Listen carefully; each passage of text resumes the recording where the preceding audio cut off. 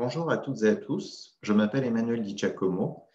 Je vais vous faire une présentation sur l'évolution des outils, technologies et processus de dessin pour le domaine du bâtiment depuis les siècles passés jusqu'à notre époque et jusqu'à l'avènement du BIM. Dessiner et concevoir avec des outils numériques et l'évolution naturelle de tout ce qui s'est passé au fil des derniers siècles et des évolutions de la représentation au travers de différentes époques clés que nous allons aborder dans cette présentation. Tout a commencé aux alentours du Moyen Âge, où les peuples de bâtisseurs tels les Français, et notamment Villard de Haunecourt, ont commencé à dessiner pour construire, alors qu'autrefois, on ne dessinait quasiment pas du tout. Donc, Villard de Haunecourt est un maître d'œuvre du XIIIe siècle qui était célèbre notamment pour son carnet qui renfermait de nombreux croquis d'architecture qu'il avait fait notamment autour du domaine des cathédrales, de la sculpture, de la représentation des forces qui animent un bâtiment. Ces carnets de croquis sont dorénavant conservés à la Bibliothèque nationale de France. Donc, c'est l'une des premières personnalités qui a commencé à comprendre l'importance du dessin, à la fois pour comprendre la manière dont l'architecture et le bâtiment se composent, mais aussi pour comprendre comment est-ce qu'on pourrait le construire. En quelque sorte, construire avant de construire. Il y a eu ensuite une époque charnière au moment de la Renaissance italienne, avec notamment la route vers une représentation rationnelle. Aux origines de cette perspective, il y avait un architecte, sculpteur, peintre et orfèvre florentin du nom de Filippo Brunelleschi qui a inventé la perspective. Alors la perspective à cette époque-là, c'était une vraie révolution puisque effectivement on sortait du Moyen Âge où la représentation était soit très naïve, soit n'existait pas. Et là, la perspective a vraiment constitué un instrument de calcul et un moyen de reproduction rationnelle des édifices, de manière à bien comprendre d'une part leurs proportions, l'équilibre savant d'un bâtiment, l'équilibre d'une façade, mais elle mettait aussi en avant les lignes de force de l'architecture, à savoir les colonnades et les scansions de l'espace, les alternances des vides et des pleins. Donc ça a vraiment été un instrument de calcul et de vérification de l'architecture qui allait être construite. Donc un vrai bouleversement pour cette époque. Ensuite, en termes d'évolution radicale, nous sommes passés au temps moderne et avec notamment l'avènement des tables à dessin que nous avons pour la plupart tous connus, avec les tire-lignes, les T, les règles, les perroquets, qui nous ont permis de commencer à représenter de manière encore plus géométrique l'architecture et le bâtiment, bien entendu. Tout cela de manière évidemment très rationnelle, mais en faisant complètement abstraction de la troisième dimension. Là, l'objectif étant véritablement de construire le bâtiment, de le coter, de l'dimensionner, ce qu'on ne faisait pas forcément avant, comme vous avez pu le voir sur les époques précédentes.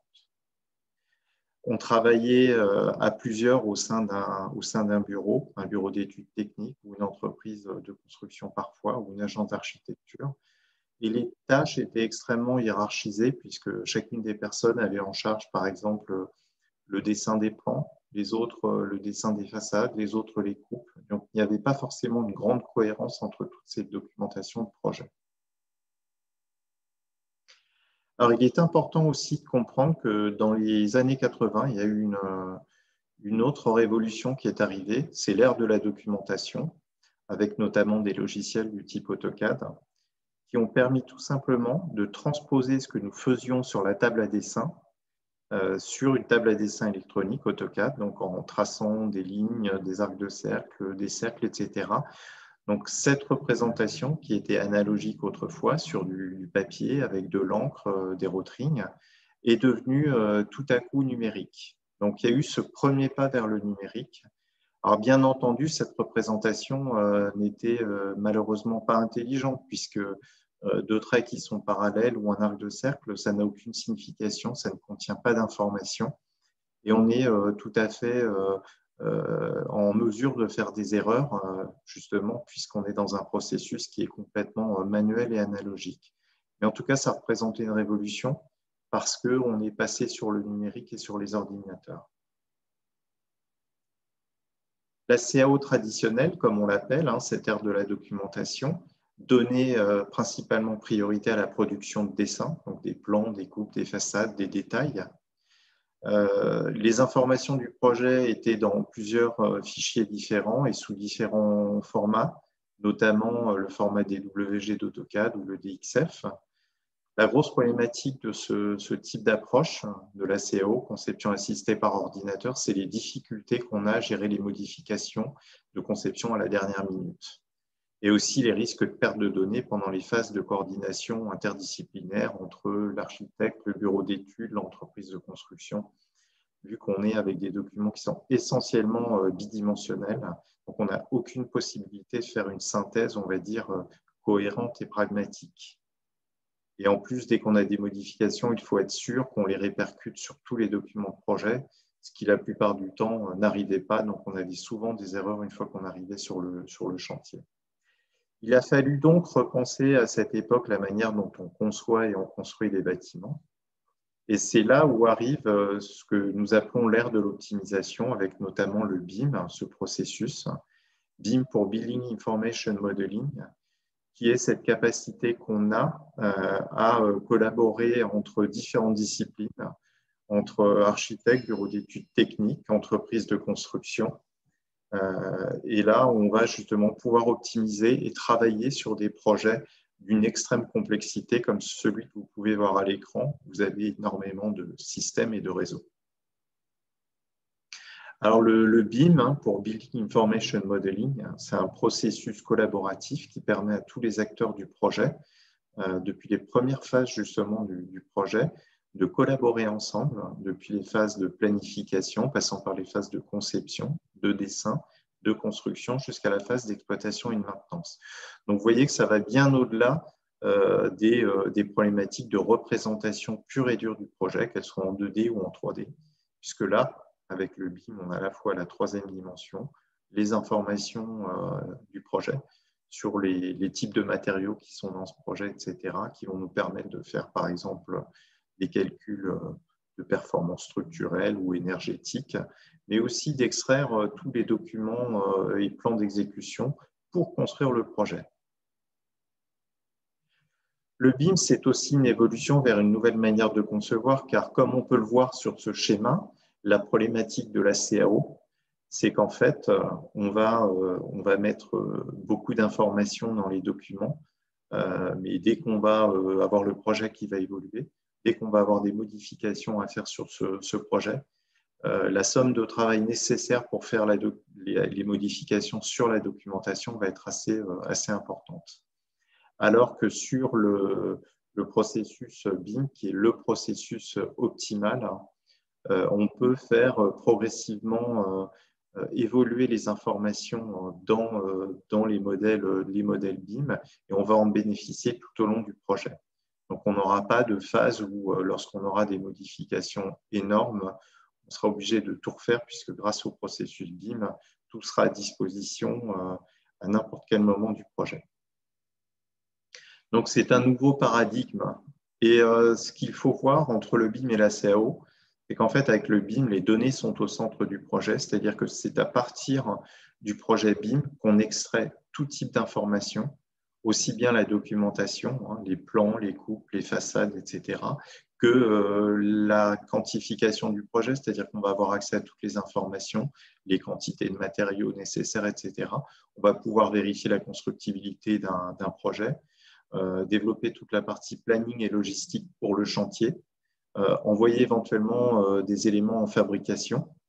On pourra aussi prévoir la logistique sur le chantier, savoir à quel endroit on va déposer les matériaux pour éviter d'avoir des pertes de matériaux, jusqu'à aller à la livraison du projet, où on va être capable de savoir comment on livrera notre projet et à quel moment.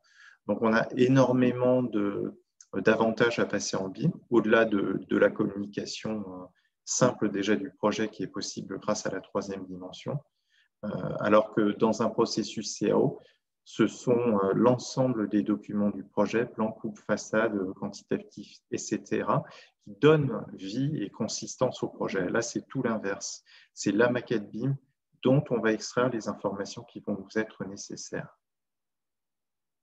Donc, vous voyez que grâce au processus BIM, contrairement à un processus de dessin classique comme on a pu le voir au fil du temps, on va être capable de concevoir et de construire des bâtiments aussi complexes que ce bâtiment, le plateau technique de l'hôpital Édouard Herriot des Hospices civils de Lyon, qui est un bâtiment d'une extrême complexité, qui a été conçu par Atelier Michel Raymond, et dans lequel en fait toutes les entreprises des différents corps d'État ont pu être impliquées. Justement, elles ont pu travailler de concert ensemble.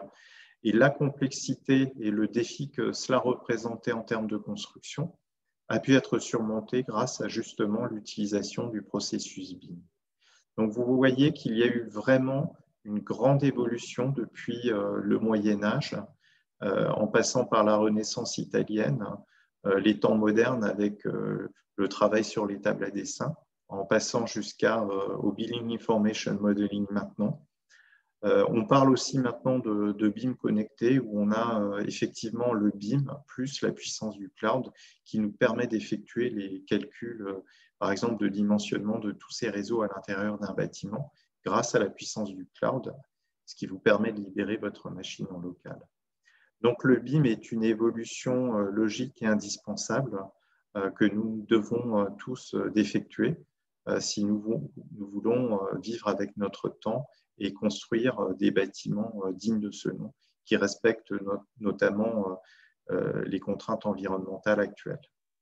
Donc, grâce au BIM aussi, toute la partie dessin, c'est très important, va être grandement automatisée, puisque grâce à des logiciels paramétriques, comme par exemple Revit, le dessin se fait de manière quasiment automatique et ensuite l'enrichissement des dessins va pouvoir être fait manuellement. Donc l'intelligence de l'homme est malgré tout toujours présente et toujours très importante.